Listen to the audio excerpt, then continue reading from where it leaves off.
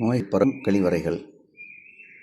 கழிவறைகள் எல்லாம் எங்கெங்கு இருக்கின்றதோ அதை தூய்மையாக வைக்க வேண்டியது யாருடைய கடமை?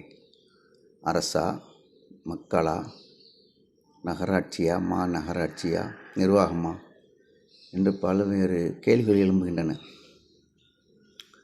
பொதுவாக அரசு மருத்துவமனைகள் அது யார் நடத்துறது? அரசாங்கம் நடத்துறது. ஒவ்வொரு மருத்துவக்கல்லில் போய் பார்த்தோம் சொன்னால் கதவு இருக்காது, தண்ணி இருக்காது, கோப்பைகள்லாம் உடஞ்சி போய் கிடக்கும். அப்போ அந்த கழிவு நீர்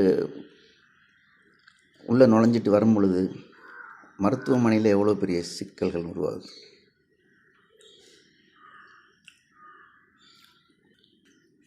இதையெல்லாம் அரசு கவனத்தில் கொண்டு மக்களை பாதுகாக்க வேண்டும் என்பதுதான் நம்முடைய குறிக்கோள்.